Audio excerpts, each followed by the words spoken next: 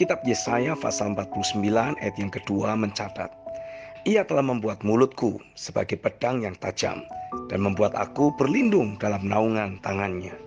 Ia telah membuat aku menjadi anak panah yang runcing dan menyembunyikan aku dalam tabung panahnya. Ketika merenungkan ayat firman di kitab Yesaya 49 ayat yang kedua ini, Roh Kudus mengingatkan saya dengan kisah perjalanan hidup Daud. Dan ada banyak prinsip kebenaran yang Roh Kudus mau saya teladani dari hidup Daud. Di kitab 1 Samuel pasal 16, untuk pertama kalinya Daud diurapi menjadi raja oleh Samuel atas perintah Tuhan.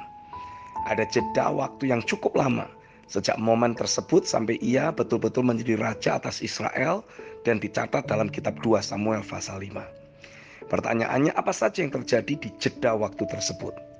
Perkenanan Tuhan telah tercurah atas hidup Daud sejak pertama kali Samuel mengurapinya. Allah sendiri sudah menyatakan kepada Samuel bahwa ia adalah Allah yang telah melihat kedalaman hati Daud, dan ia telah menetapkan pilihannya atas Daud untuk menjadi raja atas Israel. 1 Samuel 16 ayat 1 dan 7. Meski begitu pun setelah Daud diurapi menjadi raja, ia kembali ke aktivitasnya sehari-hari seperti biasa. Ia masih menjadi penggembala domba ayahnya di Bethlehem. Kemudian atas kehendak Allah, Allah mengizinkan roh-roh jahat untuk mengganggu Raja Saul.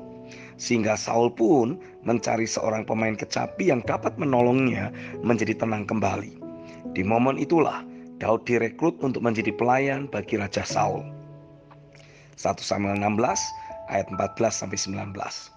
Namun dicatat di Alkitab bahwa dalam kegiatannya menjadi pelayan raja sebagai pembawa senjata Raja Saul, ia terus-menerus pulang pergi dari istana Raja Saul ke rumahnya untuk menggembalakan domba-domba ayahnya.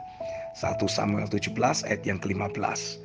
Daud tetap memposisikan diri sebagai seorang anak yang available di rumahnya untuk menggembalakan domba ayahnya. Meskipun ia telah menjadi pelayan Raja Saul, hati Daud begitu terpaut dengan rumahnya. Prinsip hidup bahwa panggilan tertinggi kita adalah untuk menjadi anak di dalam rumah adalah prinsip hidup yang kita bisa teladani dari Daud. Ternyata sikap hati Daud yang tetap available untuk segala kebutuhan di dalam rumahnya membawanya ke moment of glory yang telah Tuhan rancangkan. Tuhan melakukan perkara besar bagi bangsa Israel melalui Daud. Ketika saya imajinasikan kisah ini, saya percaya Daud tidak pernah tahu dan tidak pernah menyangka bahwa tugas sesederhana mengantarkan bekal untuk kakak-kakaknya di medan peperangan, justru menjadi momen di mana Tuhan mempromosikan Daud. Dan Tuhan memakai hidupnya untuk menjadi pembunuh raksasa. Saya rasa Daud tidak memiliki prediksi apapun di pikirannya bahwa misi mengantarkan makanan yang ia lakukan sesungguhnya sedang menjadi suatu momen bersejarah bagi bangsanya. Meski telah mengalahkan Goliat pun, Daud tidak serta-merta langsung menjadi raja atas Israel. Ia masih tetap berstatus sebagai pelayan Raja Saul yang kemudian diangkat menjadi kepala pasukan. Karena kesuksesan Daud dalam peperangan yang melebihi dirinya, ia jadi pribadi yang dimusuhi oleh Raja Saul. Berkali-kali Saul berusaha membunuhnya. 1 Samuel 19. Lalu beberapa kali Daud memiliki kesempatan untuk membunuh Saul. 1 Samuel pasal yang ke-25 sampai 26. Tetapi satu hal yang saya teladani dari Daud adalah sikap hatinya. Daud menghargai pribadi yang telah diurapi Tuhan. Raja Saul sudah jelas-jelas salah. Bahkan ia sudah ditinggalkan oleh Tuhan. Raja Saul pun juga terus berlaku jahat. Meskipun Daud tetap menghargai dan menghormati keberadaan Saul yang ada di posisi sebagai seorang raja atas Israel. Saya percaya ini adalah sikap hati yang juga memikat hati Tuhan. Dari Daud saya belajar bahwa pernyataan dan rancangan Tuhan yang begitu besar atas hidup kita bukanlah alasan untuk kita justru menyombongkan diri dan merasa berhak segera menduduki posisi yang terpandang, berpengaruh dan disegani. Daud tidak tergoda untuk mewujudkan destininya dengan caranya sendiri.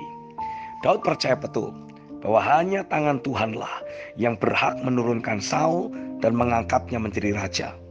Karena jika Daud ingin buru-buru menjadi raja, Saya percaya ia sudah mempergunakan kesempatannya yang pertama untuk membunuh Raja Saul. Dengan matinya Raja Saul, pasti ia akan dapat menduduki kursi pemerintahan dengan cepat. Tetapi hal tersebut tidak dilakukan oleh Daud. Ketika terus mengikuti kisah perjalanan hidup Daud sampai ia benar-benar menjadi raja atas seluruh Israel, saya mendapati bahwa inilah momen-momen di mana Tuhan sedang terus membentuk hidup Daud untuk menjadi anak panah yang runcing. Dari ayat firman di Yesaya 49 ayat yang kedua, ketika saya meneliti kata runcing, saya mendapati bahwa ternyata kata runcing diambil dari kata Ibrani barar yang memiliki arti dimurnikan, dipoles, dibersihkan, dibuat bersinar, diuji dan dibuktikan. Daud sedang terus dimurnikan, dibuat semakin akurat. Karena dari 1 Samuel pasal 21 sampai 1 Samuel pasal 31 dikisahkan bagaimana Daud mengalami jatuh bangun dalam mempercayakan hidupnya sepenuhnya kepada Tuhan. Dalam ketakutannya terhadap Saul, Daud berusaha menyelamatkan hidupnya dengan berbohong. Ia berusaha mencari perlindungan di antara orang Filistin yang menyebabkan kematian para imam dan banyak orang lain. 1 Samuel 21 ayat yang kedua, 1 Samuel 10 sampai 15 dan 1 Samuel 22 ayat 11 sampai 23. Daud berusaha dengan kekuatannya sendiri untuk keselamatannya.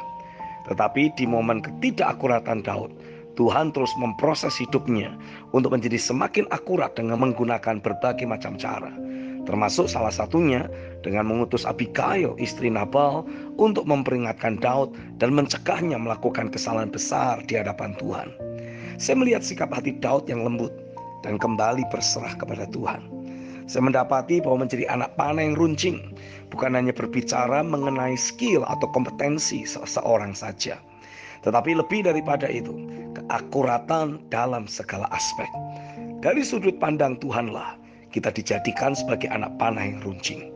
Bagi kita secara manusiawi, mungkin kita menilai bahwa Daud telah menjadi anak panah yang runcing di momen ia mengalahkan Goliat. Tetapi ternyata dari sudut pandang Tuhan, Daud sebagai anak panahnya masih membutuhkan proses pembersihan, pemurnian yang membuat Daud menjadi pribadi yang semakin runcing, semakin akurat. Hari ini saya mengambil keputusan untuk menyelaraskan sudut pandang saya dan hidup dari penilaian Tuhan.